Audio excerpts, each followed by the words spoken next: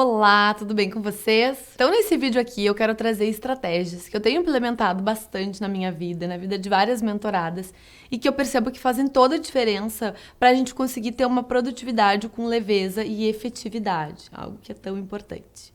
Se tu é nova por aqui, não conhece o canal, seja muito bem-vinda. Eu sou Gabriela Damasceno, eu sou psicóloga e por aqui eu trago psicologia, vida leve, com menos autocobrança e muito mais equilíbrio emocional. Vai ser uma honra trocar contigo por aqui também.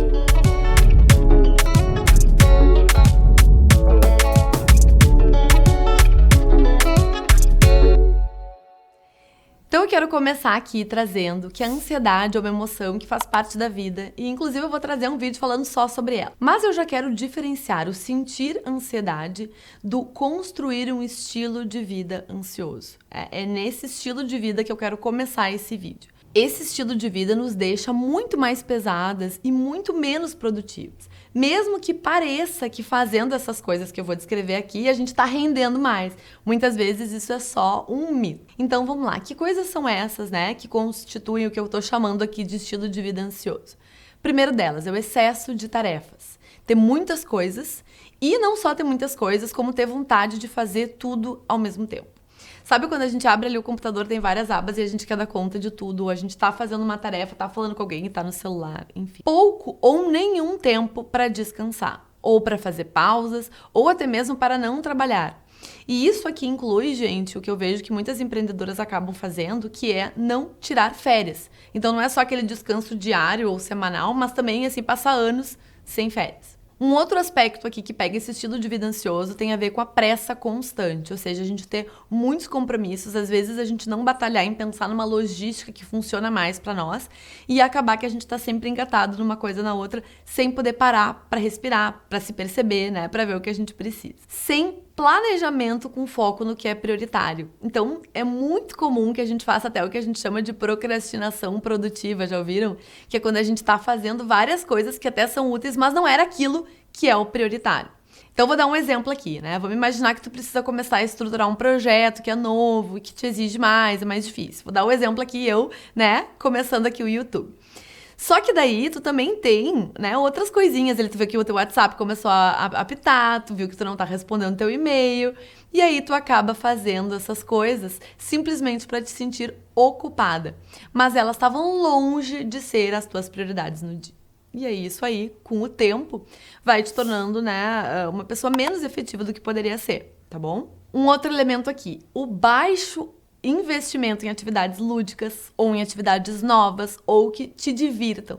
É muito engraçado, né? Como as pessoas acham que isso é bobagem ou perda de tempo, mas, na verdade, a gente ter algum momento de distração, de fazer coisas legais, isso nos renova totalmente e nos dá ânimo e fôlego para, inclusive, lidar com aquilo que é difícil. E, por fim, gente, pouco cuidado com uma rotina básica, tá? Básica, mas que ela é necessária para nossa saúde mental.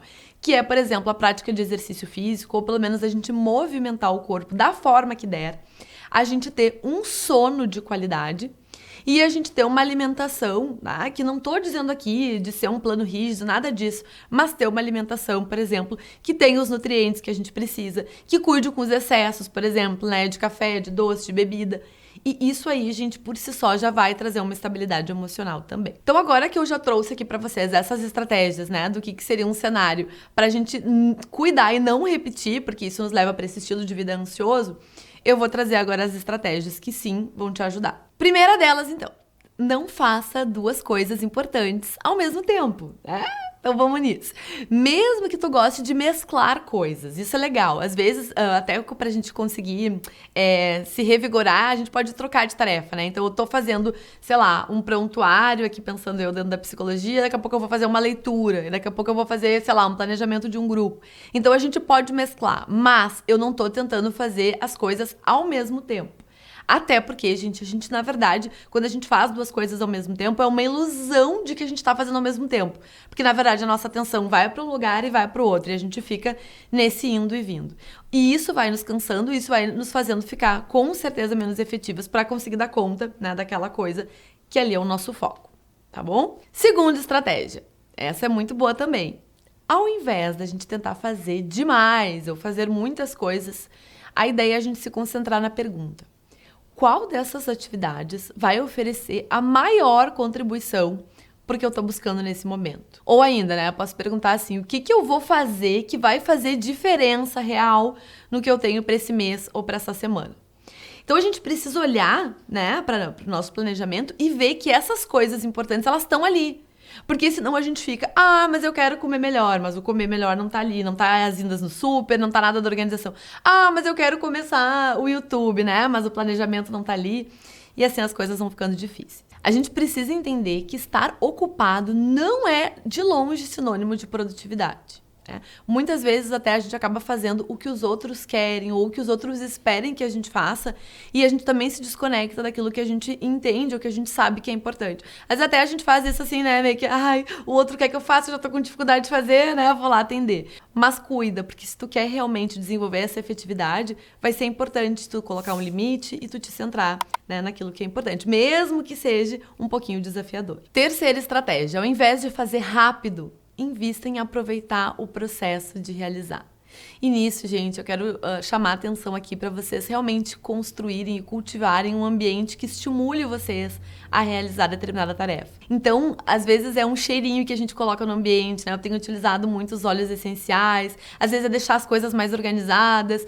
Tem imagens que vocês se inspirem e que vocês podem olhar. Então, tudo isso são exemplos de pequenos ajustes que tu pode fazer no teu ambiente e que também traz muito impacto, até no sentido da nossa vontade de começar ou de ficar ali por mais tempo. E tudo isso, gente, vai ajudar com que a gente possa focar na constância, que é muito mais efetiva do que a rapidez no longo prazo. Então, se eu quero fazer rápido e de supetão, às vezes até é efetivo, mas naturalmente, se eu consigo todo dia fazer um pouquinho e me manter, no longo prazo eu vou cansar menos e eu vou produzir mais. Indo então para a quarta estratégia, fazer de tudo. É claro, gente, né, que principalmente para quem aqui também é empreendedora, no início a gente acaba tendo que fazer uma série de atividades diferentes, nem tudo a gente, né, domina. Mas com o tempo, o que é o interessante? É que a gente possa focar naquilo que a gente é boa, né, naquilo que a gente tem mais habilidade.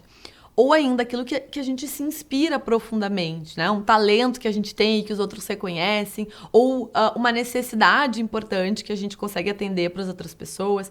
Então, quando eu noto quais são as minhas maiores habilidades, eu consigo ter uma noção mais clara do que eu vou precisar delegar. Então, por exemplo, né, quando eu comecei a investir aqui no digital, né, comecei no Instagram, eu fui vendo que, por exemplo, uma atividade que eu não era tão boa e que estava me consumindo muito tempo era, por exemplo, a fazer as artes, né? E como eu sabia que o meu foco era, então, poder criar, poder gravar, eu acabei tendo que priorizar isso para conseguir com que esse processo se mantivesse, né, possível. Então, todo esse ajuste aí faz parte da gente perceber isso. E mesmo quando a gente não pode delegar, é importante que a gente bote pelo menos as coisas que são mais prioritárias e que a gente tem mais habilidades na frente, para que o nosso tempo e a nossa atenção se destine primeiro a essas coisas. Então, por exemplo, eu não iria gastar todo o meu tempo ali, eu iria focar muito em fazer a arte que eu conseguia, mas eu focava bastante na criação das ideias. Então, mesmo quando a gente não pode delegar efetivamente, a gente pode priorizar. Quinta estratégia. Não risca, por favor, o teu tempo de descanso. Ou de fazer as coisas para ti. O que eu mais vejo acontecer é quando ali aperta a rotina, durmo menos, saio menos com as amigas, corto a academia, né? E assim a gente vai ficando com menos energia acumulada, né? Porque todas essas coisas de descanso e de autocuidado, elas nos renovam. Então, se a gente tira tudo isso e a gente para de se priorizar, a gente, em algum momento, né, não vai conseguir mais fazer as coisas que a gente fazia ou da forma que a gente gostaria de fazer. Então aqui é um lembrete, né? Eu sei que a casa importa, que as tarefas com os filhos importam, que as coisas que a gente se propõe com as amigas importam, mas a gente nunca vai poder perder de vista que nós importamos. Sexta estratégia, tenha um fluxo. Essa aqui eu acho que é uma estratégia de ouro. Principalmente quando a gente está fazendo um processo que não é assim, né? Que não é de rápida execução, né? Respondeu o e-mail, deu, tá acabado. Não, né? A gente tem um fluxo. Então, por exemplo, quando eu fiz o meu mestrado, o mestrado ele é composto de várias partezinhas que num fluxo termina lá com a tua, né, dissertação de mestrado. Então, se a gente tem esse fluxo, a gente tem que saber o que a gente parou e o que a gente vai fazer a seguir. Porque daí isso vai nos ajudar, por exemplo, quando a gente for voltar para a tarefa, a gente já sabe onde é que a gente está. Então, por exemplo, hoje eu vou fazer, sei lá, a minha introdução aqui, pensando no mestrado. eu vou fazer a introdução. Mesmo que eu não conseguir terminar a introdução, eu vou colocar que para a próxima vez que eu sentar aqui, eu tenho que terminar a introdução. Então, quando eu volto para a atividade, para a tarefa, eu já estou mais organizada, eu não tenho que decidir o que eu vou fazer. Isso vai fazer com que eu procrastine menos e que eu acabe seguindo. Ah, legal, ótimo, vou terminar a introdução. Terminei. Ah, na próxima eu vou, sei lá, ler X artigos. Então, eu sempre gosto de dizer, deixar até isso visual, né? Ou no arquivo que tu está fazendo, ou, enfim, em alguma anotação, para que tu já vá entrando aí nesse encadeamento. 7ª estratégia, essa aqui, vocês vão me dar razão, também é muito, muito valiosa. Pra gente ter foco, né? Todo mundo quer ter foco. Ah, eu quero ser mais focada. Bom, mas pra gente ser foco, é preciso a gente escapar, às vezes, da nossa vida para criar foco. E aqui eu vou te falar uma coisa muito verdadeira. Quanto mais assoberbada é a tua vida, mais tu precisa de tempo para parar e para pensar, né? Reservar esse momento para escapar das coisas, das obrigações que a gente sempre tem, para conseguir, né, realmente se conectar com a gente, com as ideias, com o que a gente está fazendo. E isso pode ser feito de várias maneiras, tá? A gente pode ter um tempo para ler, um tempo para escrever, um tempo para meditar, mas eu tô criando um momento de foco em mim para que eu consiga ter noção do que está acontecendo e ser também mais estratégica nas escolhas que eu vou fazendo. E eu não tô falando aqui que isso tem só a ver com o negócio, né, com a parte profissional, né? Também conseguir ser mais estratégica do, será que tá legal a forma como eu tô me relacionando com as pessoas? Será que eu quero aumentar o meu tempo de qualidade com os outros? Será que eu tô precisando investir mais em lazer?